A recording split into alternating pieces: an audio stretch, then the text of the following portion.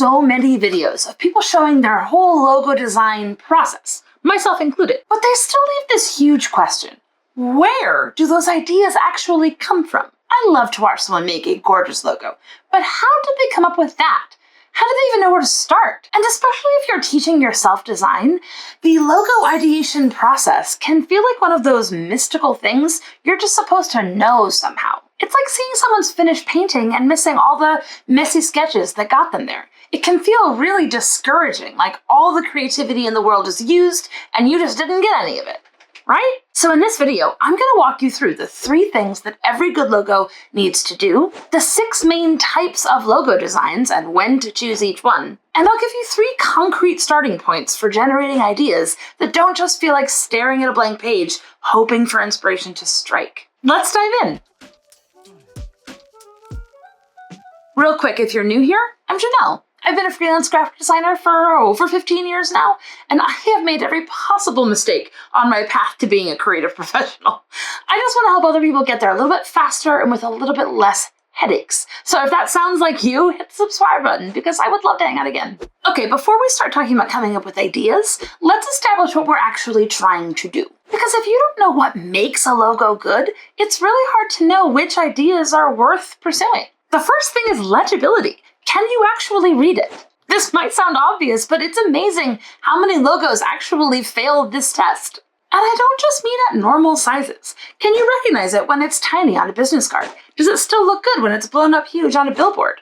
Logos have to be able to translate everywhere you put them. And very vitally, can people actually pronounce the name when they read it? Or are you doing something so clever with the letterforms that it's confusing what it actually says? My favorite example of this is Mitt Romney's 2012 presidential campaign, which I still refer to as Omni for America. The point is, it really doesn't matter how clever the design is if people can't actually read your name. It also has to be able to work in all colors. I always start my design process in black and white because if it works in one solid shade, it's probably going to look even better in color, but it doesn't always work the other way around. Sometimes if you forget that, it's really easy to go way down the line before you realize that your beautiful gradient, when translated into one color, just reads as like a white blob. So before a logo can be anything else, it has to be legible, or it doesn't work. The second thing is adaptability. A good logo needs variations. You need it to work horizontally for a website banner,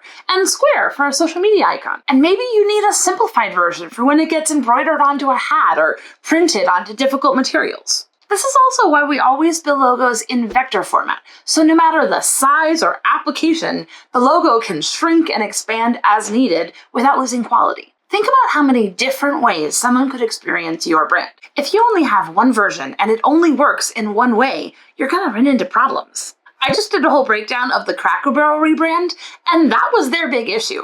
Go watch that video if you want evidence of why every brand needs a whole logo suite of variations. The final thing a logo needs is expression. Here's the thing, you don't have to literally show what the company does.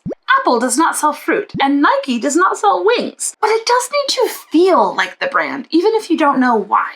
Someone should be able to look at your logo with no other context and get a sense for whether this company is formal or casual, expensive or approachable, innovative or traditional. The logo is your first chance to show the brand's personality. I don't actually think that a good logo needs to be super simple, like a lot of designers do. But you do need to choose the right solution for your industry and to speak to the person that you want to attract. No matter how simple it is, a good logo is an expression of the brand. The other thing you might not think that much about is that there are actually pretty clear types of logos. It's pretty helpful to think about them as component parts, because then you can choose the right expression for your brand without feeling like you're just sort of throwing ideas against the wall. The first type are word marks.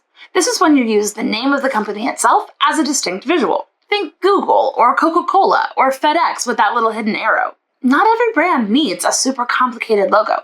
You can have a really clean word mark as your main identity, but no matter what, it has to be customized enough that it can be ownable by that company and still recognizable and distinctive. This works great when the company name is memorable and you want to develop brand recognition. The second type is an icon. This can be a more abstract mark or a more pictorial image. The goal here is to make a mark that is strong enough that it represents the company with or without a word mark next to it. This can be powerful because it works across language barriers, and you can start to use the mark itself as an element within the design. You might hear the term combination mark thrown around, and that just means that you intend to always have the icon and the word mark working together versus separately. The third type is an emblem. These tend to be a little bit more elaborate and have a circular or more shield type badge. They give off heritage and authority and can have a lot of presence in a brand, but the downside is that they can be hard to read at smaller sizes. A good workaround for this is to have an emblem as your primary mark, but then have some supplemental variations that can flesh out a logo suite. The fourth is a mascot. This is character-driven branding, like the KFC Colonel or the Michelin Man. These obviously create an emotional connection, and they can be really good if you're trying to target families or you want to build a really strong brand following. Having a mascot to connect with can help your company feel like a tribe that someone wants to be a part of, regardless of what industry you're in. If you don't believe me, just see how the Buc-ee's chipmunk has made people become loyal stans of a gas station chain. Mascots can work. The fifth type are monograms. This is when you take the initials of the company and make them into a distinctive mark. This can be really handy for companies that have long names or things that don't really roll off the tongue. And it can help something feel really sophisticated and professional. Using initials as a mark is also really smart because it's inherently unique to that company, so you don't have to worry as much about making the word mark really distinctive. The last type is a variable mark.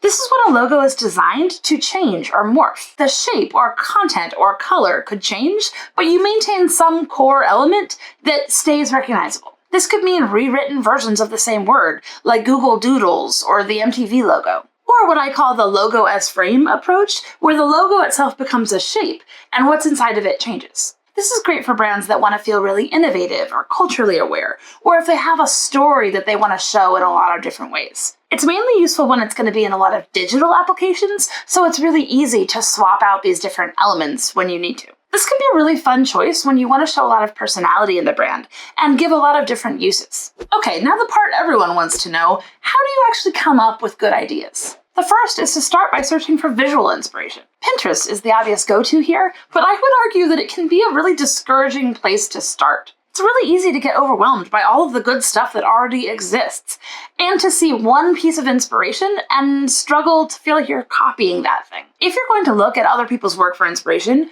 you need to collect a lot of it. Don't just save a couple of images. Grab a lot of examples, and then sort them into groups based on what you like about them. Maybe one is logos with interesting typography, and the other is clever uses of negative space. That way, when you sit down to design, you're pulling elements from multiple sources and combining them into a new thing, and not just riffing off of one design. It'll be a lot easier to feel like you're creating something that is your own. But don't just stop at Pinterest.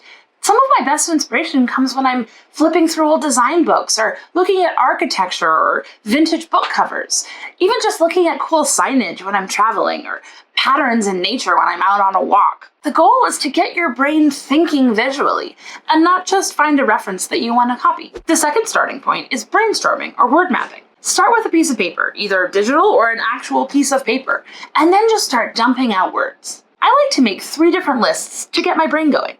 I make a list of nouns, objects, places, things that relate to the brand. Then I make a list of verbs, action words that describe what they do or what they're about.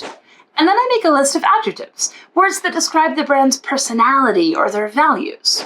When you start dumping out different kinds of words, it helps you think about possible combinations. You can start combining words from different lists and seeing what images come to mind. Sometimes the most obvious image is a good starting point, and you can always abstract it or combine it with something unexpected to make something unique. Getting your brain going with words that represent the brand visually or conceptually can kind of help get your gears turning in a way that you might not put together if you just sat down and started drawing. The last starting point is to begin with the letter forms themselves. This is one of my favorite approaches because it leads to ideas that are completely specific to that brand, instead of just like generic industry symbols. Take the time to actually write out the company name and really look at what letters you have to work with in that logo. What's interesting about those letter shapes that you could play off of? Are there any letters that could be modified or combined in interesting ways? What's the first letter? Are there any natural places for swashes or addition? Maybe there's a letter that could become an icon,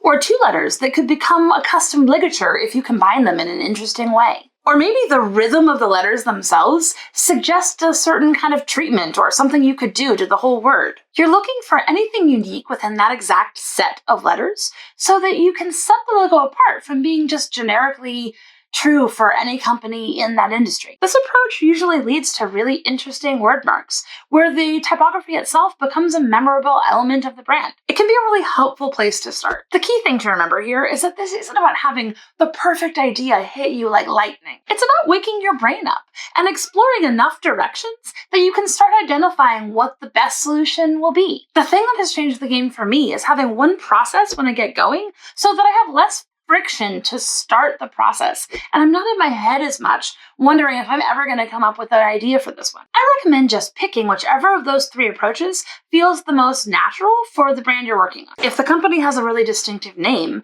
maybe start with the letterforms. If the name already evokes a certain image, or they have a metaphor for what they do, start with word map. If you're feeling stuck and you just need to see what's out there in the space, then start with visual inspiration to kickstart your brain. And honestly, you'll probably end up using all three approaches on the same project. The brainstorming might give you a concept, the visual research might help you see what else has been done and how you want to execute it, and then looking at the letter forms can help you work out the typography into something that's unique. The other thing to remember is that quantity can lead to quality. We hear this myth of an expert designer drawing a mark on the back of a napkin and then charging $100,000 for it. Sometimes you need to sketch out 20 or 30 or 50 ideas before you find the one that really works. But the more you can demystify this process, the more you can apply it to whatever project you're working on. If you want to see how I work out logo concepts in real time, I have a whole playlist of me making brands from scratch, so you can see how I deal with this every single time. I'll see you there.